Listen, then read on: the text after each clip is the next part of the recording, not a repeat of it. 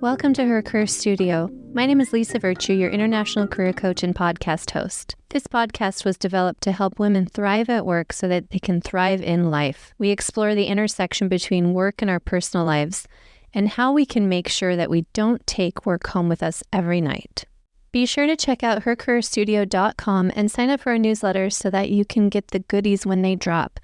We're working behind the scenes hard right now to build out free content to help you thrive at work.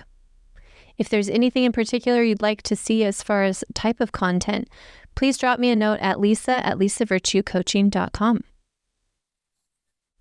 One of the first ways to thrive at work is to have the right aligned job. So in the job search, we talk about how to interview confidently, how to show up, what are the tips and best practices around a job search. In this episode, I had the privilege over a YouTube live series to have a great conversation with Natalie Venturi out of Hollywood. She's been working in the entertainment biz for decades and is also an executive coach working with her clients to help them unlock their full potential by building their confidence in how they communicate.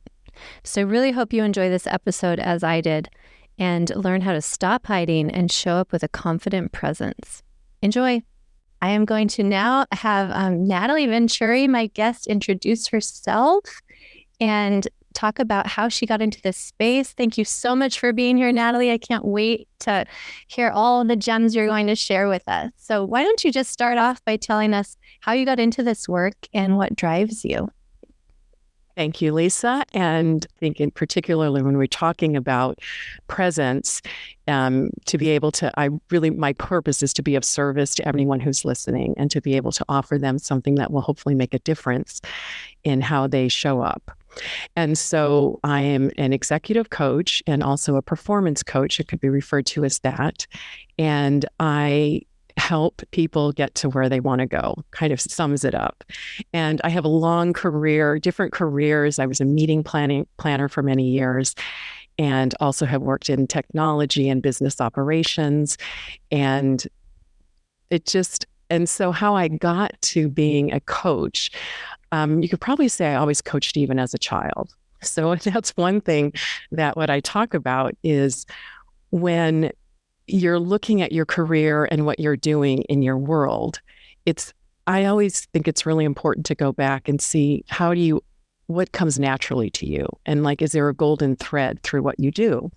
So when I look back at my career, all my careers, I was a business major in college, and the golden thread has been to create beautiful and meaningful experiences.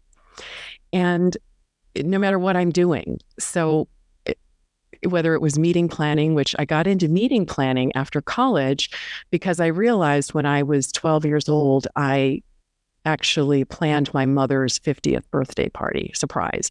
So I was always doing events and I was always planning and organizing. So kind of my career went in that way. And even in business operations, when I worked in business operations, I do a lot of organization. And another thing is I get you to where you want to go. So that's also another thread. So it kind of parlayed as a coach. It's a perfect, you could say a tagline for lack of a better phrase. But the way I actually, and then I pursued an acting career. Now, that was the scariest thing to me. But when I was doing some meeting planning, I had a very influential person in my life who said, you need to pursue a theater career. Now, that was a secret of mine that I never told anyone. And as a child, I would think, I love performing. I was very performative as a child, told to be seen and not heard. And I'm sure many people are. And I had a very big energy. So it was always shrinking to, feel. And then you tie that with a bunch of other things that happen, through childhood and experiences and traumas and things like that. So when I took my first acting class, I was living in Chicago and I was just tipping my toe into it. And I had a really great experience with a teacher who said, you have to be very careful with your talent. She told me where to go study in Chicago. I did that. But so obviously I was still working a regular JLB, but I never felt legitimate as an actor. And so I was very confident in my work, no matter what work I was doing, but I didn't have high self-esteem. So I think people talk about confidence, and people can be perceived as being confident, but self-esteem is something different. So I think it's really important to how can you build your self-esteem and your self-assurance. I think confidence comes from self-assurance. So when we go back to this, the art of presence, and people, they want, I have clients who come and say there's a job that is they may be middle management, and they have a job where they want it, that's an executive, considered an executive. So what I did, so let me back up. So then as an actor, I started studying acting, and I moved to California, and I still never felt legitimate as an actor. I was not enough. I was too fat. I didn't look right. I just couldn't wrap my head around. I just didn't feel like legitimate. So through a series of events and listening to my intuition, I found a teacher that I studied with. And the first class that I went to, I audited his class, and he said, if you want to be an actor, you just have to commit, and I'll teach you how to be a professional actor. And I was like, well, I know how to commit, which when I use that word commit, I'm going to come back to that because it's about virtues. So I was like, I know how to commit. And so I committed, I studied with him, and he basically said, being an actor is being a professional human being. We were on a stage in his class, and when I did a monologue, and what would happen, he said, why have you been hiding? You hide. You have this energy, who you are, how you show up, you're hiding. Why are you hiding? So that began the journey of getting comfortable with who I was and what I was. And I think this translates to anyone who is looking to, one, make a living, make a difference in the world, but do it that's in alignment with who and what they are. So from that teacher, I studied with another teacher named Sam Christensen, who used to, he was the casting director on MASH, the television show. And I get emotional when I think of Sam. He was just a beautiful, beautiful human being who taught actors that how they were created is exactly perfect. And so when I studied with Sam, we worked on monologues, and working with Sam is what really taught me how to be comfortable in my skin, to claim exactly what I am and who I am, and make no apologies for it, and lean into it. So through that work, it was over time, and I didn't realize it was such a gradual progression, but that's what made me very, very comfortable in front of getting up, in front of doing anything. So during that time, I had an acquaintance. I actually had a coaching practice where I formalized it, and an acquaintance approached me, and she was a sales manager. And she needed to do a presentation. They made everybody do a presentation in front of the board, and everyone bombed. And they were saying, you can do it again, but their jobs really depended on it. So they were really high stakes. She approached me and she said, would you help me with my presentation? I said, absolutely. So I worked on her presentation as I would work on a script or telling a story. And in career coaching, when you prepare your answers, it's all about how do you tell the story. So I worked with her and helped her rearrange and her slides and how we could tell this story and how she could show up as the presenter. And when she reported back to me, she said she blew them out of the water. They all leaned in, and it was just a really exciting, and she kept her job. And so and so what I realized was everything I had learned as an actor, I could use in my coaching. And so that's how I started using what I learned as an actor in coaching executives and coaching anybody, really, because people approach me for executive coaching, but then it really becomes life coaching or business coaching and things. So that's a long-winded story of if you're in a job interview, you only keep it to 90 seconds. I love it. Oh, it's so different when you're on YouTube Live. I get it. Oh, yeah, I was like, oh, anyway. No, that's how I became. So I really, and what it's morphed into is I do acting exercises with non-actors. And that's been an incredible experience of watching people transform. Mm-hmm. We've done it in groups on Zoom, and other people are watching. And it's very simple exercises. But what it's requiring is them getting in touch with their feelings, their emotions, and how they control their voice and their physicality. It is transformative. And it's so exciting. Oh, I love that. We'll get into all those tips really soon. So 2 things you said resonated with me. One is that someone noticed you were hiding, right? And that's the theme today, especially for women, where we have been, like you mentioned, when you're a child, maybe it's how you were raised, be seen but not heard, or you need to be a nice girl, or those things that stick with us. And maybe it's even a gender bias that's going on in the boardroom. It could be all sorts of things that come up that create a meekness or a reservation of women. Mm-hmm. So I love that someone noticed that and helped you unleash your power and your presence. Mm-hmm. I'd like for us to get into that more as we talk today, especially around women and how they can show up. And then the other thing is being an actor is being a professional human. Mm-hmm. I think that's so interesting. Would you say when people are acting out a different character versus telling their own personal story, do you see a difference there? Is it easier for people to lean in and pretend they're someone else than it is to be authentically themselves? Yes and no. It can be, as an actor, when you're reading, telling a story or saying a monologue, it's about telling the truth. So people think actors are, oh, you're lying. Mm-hmm. An actor tells the truth in a scene. So, except I'm portraying someone else. So, but you're really looking at me, the actor. So, in a job interview, you're being yourself and then it's, are they going to reject me? I mean, the fear comes up. Are they going to like me? Or am I saying the right thing? Am I doing the right thing? So there's all that amygdala, all the survival brain is going on when you're in the interview. As an actor, there's also that going on, but the actor has learned when they're in front of people, you get used to being in front of people. You do have stage fright, you get nervous, but when you focus on the other person, like I'm focusing on you, it's not about me.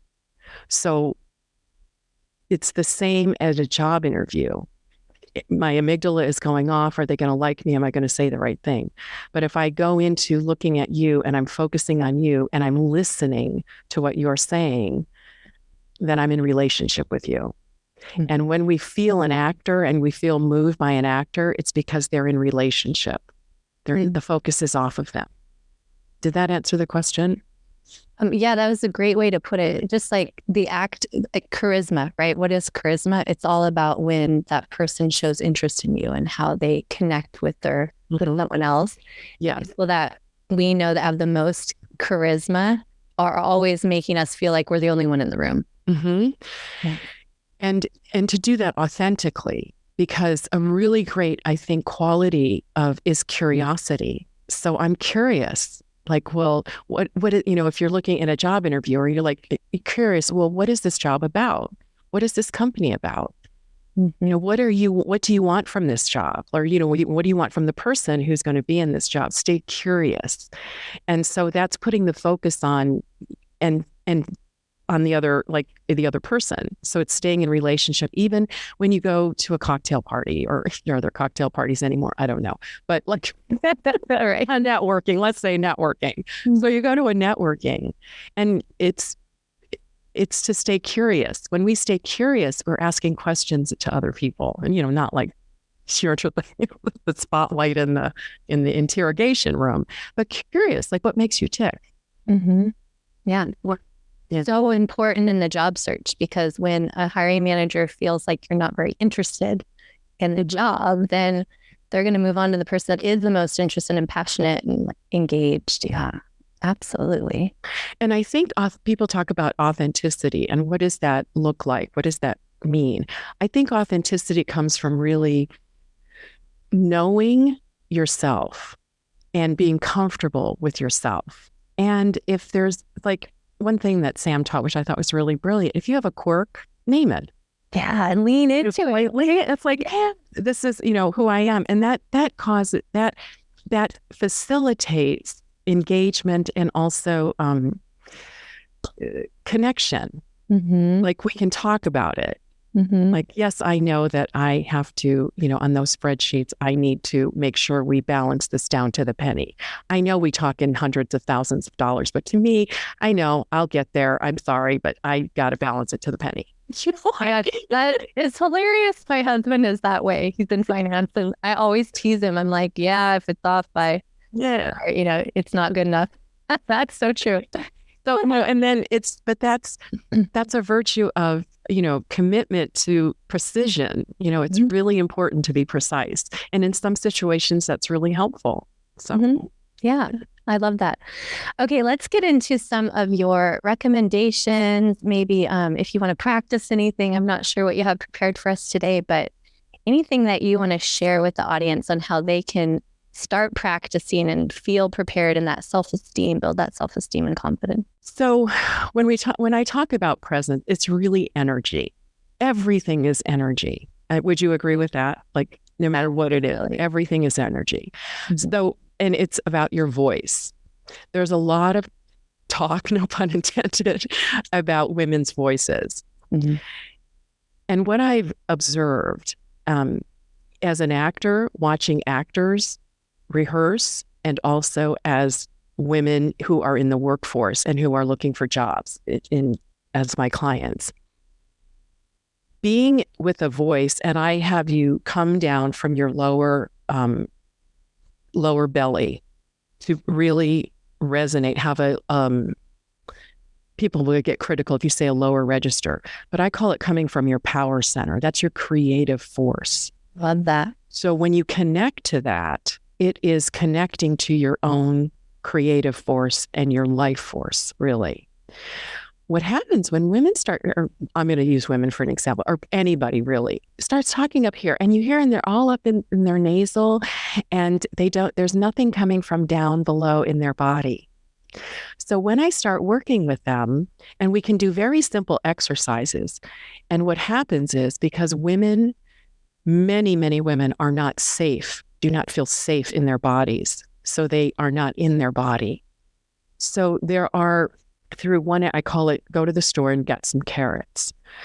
And it's just a phrase. It can be any phrase. And so anybody can take any phrase, and you say that phrase, and you tie an emotion to it or an action to that.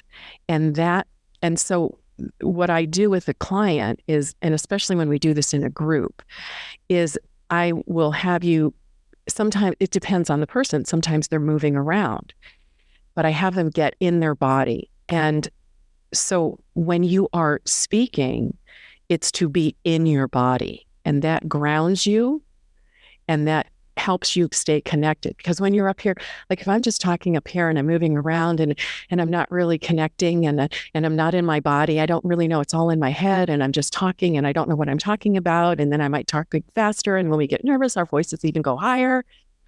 Mm-hmm. Even just that demonstration, you can tell, like when you're up here, it doesn't feel authentic. It feels like almost like you're talking to a baby, trying to soothe them or something, right? And instead of with intention, like you're mentioning. So then we just settle in to my body, and I'm focusing on my lower, I'll say my abdomen, one of your lower chakras. And then you just take a breath, and then you start talking. And then it's much more measured. It feels more, there's more gravitas to it. Mm-hmm. And people tend to listen when you are really in your body. That's how I feel. That's been my experience. And it just gives everything more weight. Mm-hmm. And it also, I mean, it just came to me is I think it helps people relax. Mm-hmm. Versus when I'm talking, they were like, oh, if you've ever been around horses, I don't know if the horse. Yeah, horse. I'm in Oregon. Yeah. So horses, if you're around a horse is always picking up what's going on. And I think as humans, we do that, but we don't realize we're doing it on some level. So when I was in the barn one time with a horse and I had a fear, and the person I was with said, the horse is picking up your fear. Doesn't know you're afraid of it. They're going, what's going on? Like, oh my God, there's something in here that we've got to be afraid of. So when somebody's talking like this and you're like, what's going on? I'm just wondering, I want to now check that out in the future when I'm hearing someone talk really high and they're really, so. But that's a really interesting observation. I have had some women, maybe I'm meeting them for the first time, and they talk, in their more head voice, and also nonstop, when women don't pause. And I'm saying women, but I've also experienced it with men. When someone's doing that, you wonder, as the other person in the conversation, are they hearing me? Do they care what I have to say? Because there's no room to really say much or connect with them. And then you wonder how much they're actually observing the space. And sometimes those people are actually hyper observant, because later they'll share with me what they were observing. But it just is so off-putting, isn't it? Because as the other person supposedly in the conversation, you're wondering, do you care if I say anything in this moment? Well, I also think that's called maybe reading the room. Mm-hmm. And then it's the art of listening. Mm-hmm. But I think that's a really great observation. Yes, hyper awareness. Mm-hmm. So, because I actually know somebody who has that quality of talking very fast and keeps going and going and going, and they are very hyper aware of what's happening. It's very interesting. That's a great observation. Yeah, very interesting. And so that would be a quirk, right? So leaning, yes, acknowledging that elephant in the room, letting someone know, hey, when I'm meeting someone for the first time, I might overtake the conversation. I will try to check myself, but feel free to jump in at any moment. I will not yes it if you interrupt me, right? Those kinds exactly. of things. Yes, exactly. Yeah. I love that. And then another is terms of physicality. One of the things, particularly when you're doing these kind of interview, if you're on an interview in a Zoom, how we were talking earlier about Amy Cuddy's power pose, so if anybody hasn't read her book, it's called Presence. It's really, really good. I was telling Lisa that I just picked up a copy. I'd never read it, and I started reading it. It was really, really good. So she talks about a power pose, which actually increases testosterone and feelings of your own personal power. When you're particularly in these kind of interviews on Zoom, I advise sitting in a chair that doesn't have arms, and to sit forward in the chair like you're in a tennis match, because you're like you're just ready you're engaged, and you're physically sitting in a position for engagement. Versus, so Lisa, I'm really happy to be here today. I think it's really exciting. I've never done a YouTube live. Versus, I'm sitting on the edge of my seat, and it changes my energy. I feel more engaged with you. Mm-hmm. Could you feel that different? Oh, yes. I'm glad you did not do the first one today. And so what happens when we sit with arms on the chair, we tend to put arms on the chair, and we're like, okay. And then also, just the camera of doing testing, make sure you have good lighting, and so that helps. So then the energy. My first acting teacher was Tom Todoroff, and he talked about something that really deeply resonates with me, is that my job is to change the molecules in the room. I love that. And each one of us, we bring our energy into any situation we're in. So I think it's very important before we go into any type of an interview, any type of thing that is of maybe it's a high stakes for us or feels is to what is my intention? What is my intention of being here? At the end of this, how do I want to feel? How do I want my people I'm with to feel? What do I want them to take away from it? That's as important for a presentation, I believe, as it is for an interview or for an audition. It's to know what my intention is and how I want to feel afterwards. So when talking about changing the molecules in the room, how I show up, I have the power to change the molecules in the room so that you feel something. There's a spark because I'm engaged. I'm excited. Tell me about yourself. Tell me about this job. Well, let me tell you about a time when I did blah, blah, blah, blah, blah. Yeah. Oh, it's so true. People want to work with people that are eager to do the work and eager to connect with their coworkers and people that they like. And I would like to also talk about introverts, extroverts, and ambiverts in terms of I don't believe in making or telling introverts that they need to be like, hey, I'm really excited to be, not be what you are not. But there are ways when you're comfortable with who you are and know I'm an introvert and this is what I bring to the party and be confident and self-assured in that, I think it makes a huge impact because you're being authentic to your true nature. So this is not about introverts have to put on the, Tommy Toon show. Right. Yeah.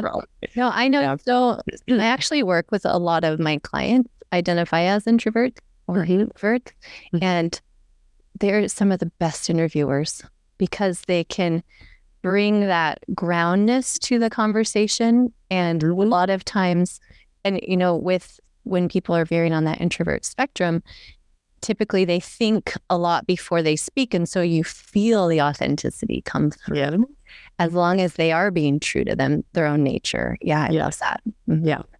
So, and you're obviously just the physicality. So I think when we talk about physicality, sometimes in the work that I do, people have no emotion when they're talking. So it depends on the person, but if it's to do something physical to help them get in their body and to get comfortable and to actually have more energy. So that's another thing that you can do some exercises of, even if you do jumping jacks or do push-ups against a wall, and just dance. Like sometimes it's I love it. I have some one client who doesn't do a lot of is very robotic. I don't want to say stiff, is not very animated, I'll say, and wants to be more animated. So, it's just dance. And we dance together because it frees up and it moves energy. So if you're feeling stuck, you can. I love that. I've got a 6-year-old at my house that loves a dance party. So if anyone needs to practice, that's great. So how about facial expressions and what we're doing with our eye? I have these eyebrows that like to dance. Do you have any tips or recommendations for facial exercises, anything like that? Well, I think the key is recording yourself, going in, on Zoom, just record yourself, practice, talk, see what happens with your face. And I highly recommend, I don't have any facial exercises in particular to do. Just practice. Just practice. And, and I'm not a believer in when you're speaking, you have to do, you'll notice a lot of politicians do this, they don't point because they've been coached to do this. You'll know, we don't point at anybody when we're doing this. And so things can get very kind of jilted, they're like robotic. And I'm not a fan of that. I just don't, you gesture here or, it just doesn't feel natural to me personally. I think if you have an impulse to do something, like I talk with my hands, so I can talk up here, I'm looking at myself over here, or I can keep them down here and do my best not to move them. but it's also, why am I talking with my hands? Mm.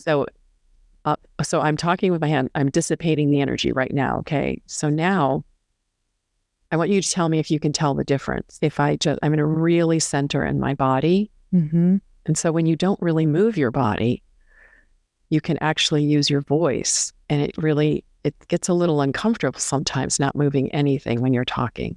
Mm-hmm. Mm-hmm. So, and I can tell you what's happening to me right now is I feel like my eyes are going like this. Yeah. And if I can tell you a little exercise I did with somebody, we were go to the store and get some carrots. And I was having her do this in different ways. And she kept moving. And I'd say, no, because some people need to move, but some people, when they move too much.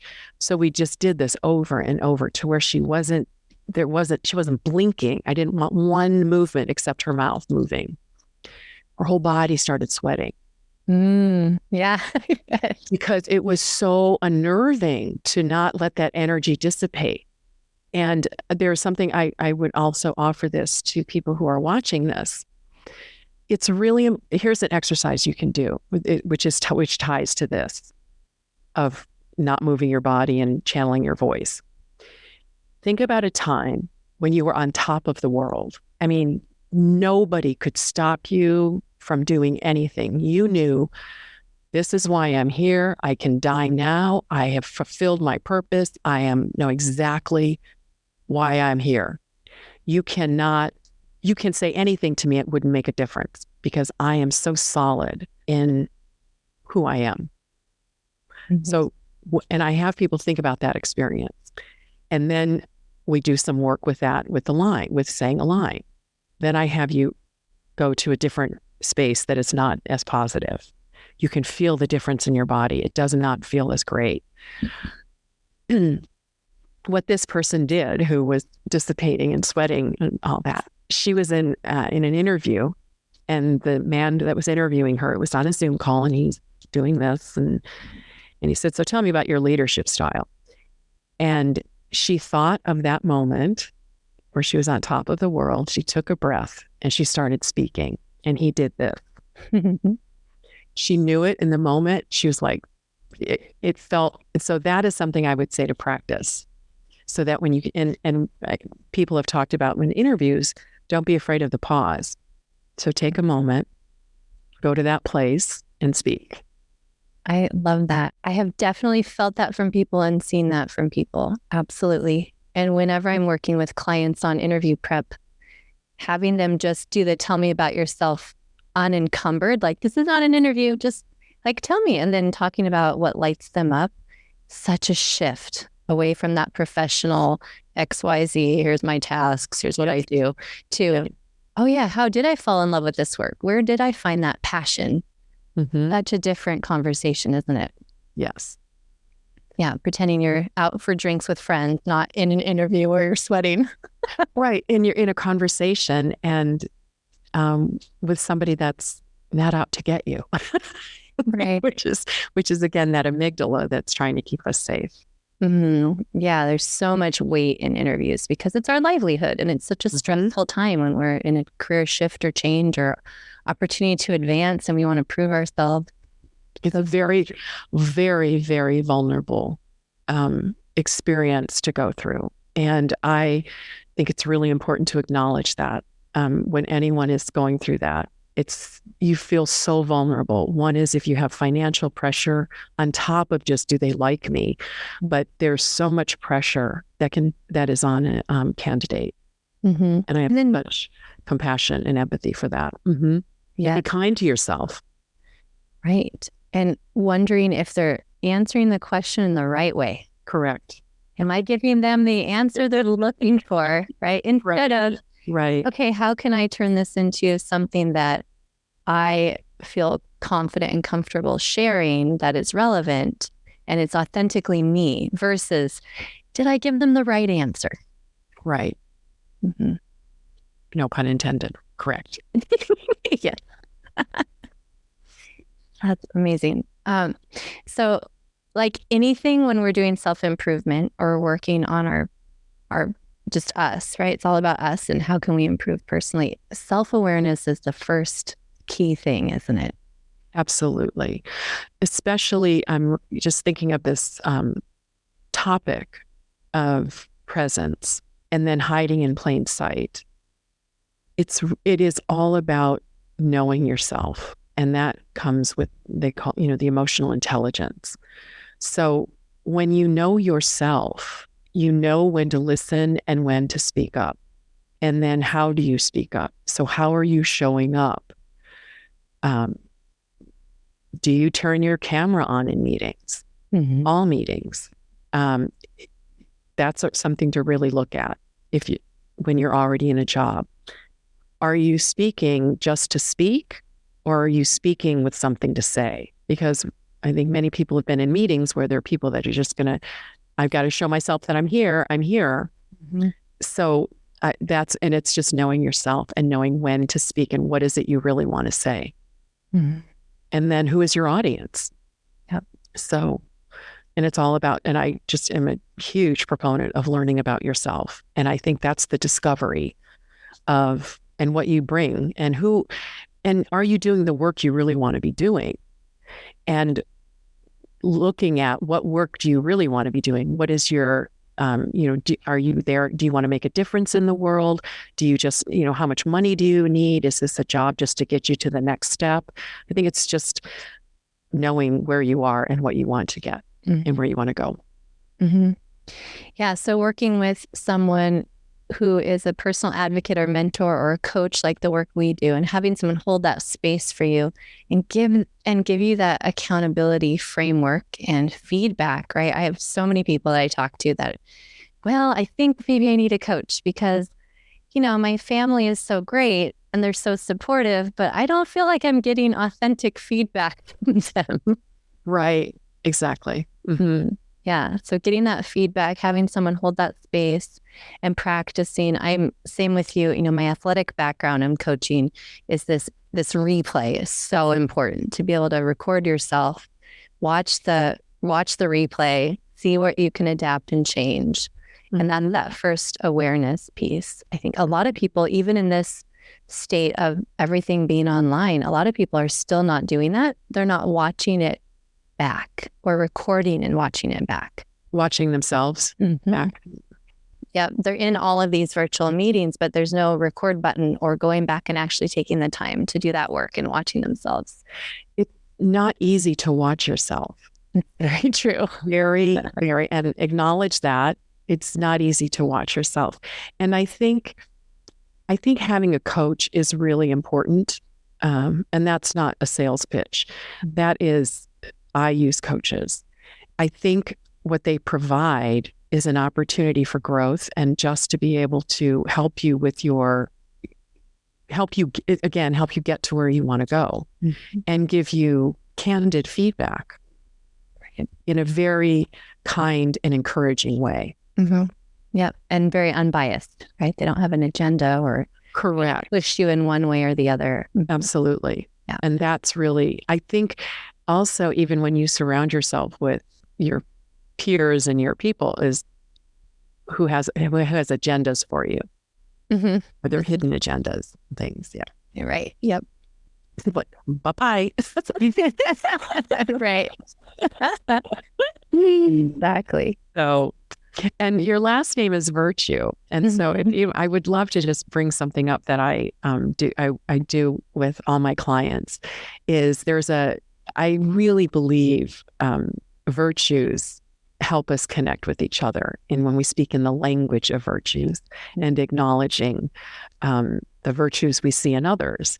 So there's an app that I have my clients get. It's Virtues. I can't remember what it's called. Oh, it's terrible. I'm going to have to look this up. Yeah. And so it is, it's actually called Virtues Cards. So it's a wonderful tool that you identify your core virtues. Like one of mine is enthusiasm. Mm-hmm. And I just am naturally enthusiastic. And so I kind of was born with that quality. So I think when we can talk in the language of virtues, and I think when you're telling your stories and you're talking about yourself, it's really helpful to speak about yourself in the language of virtues, of what you bring: commitment, integrity, honesty, excellence, a commitment to excellence. So that's a great app, and it's on the front and the back of each card, and I love working with those. And you can do a virtues pick every day and what you want to focus on. But I think that may be very helpful for people to work with as how they're going to show up. I love that. So grounding in our bodies and also in our values. Yes, I would say, and virtues, because values are not always virtues. Nice clarification. Yeah, there's a difference between values and virtues. I love that. Values are something you hold important to you. Virtues are what you are as your character. Great. I love the tip. I think I found it. I'll definitely look into that. Amazing. Well, we're coming to the end of our session today. Thank you so much. Thank you very so much, Natalie. Invitation, Lisa, to be able to share. And I hope whatever I offered was helpful. Absolutely. I know it's helping me. So. Oh, great. It was a pleasure. Yes, pleasure to be with you as well. And thank you so much for your time. It's so precious. And so thank you from the bottom of my heart. And we will see everybody on LinkedIn and on our websites.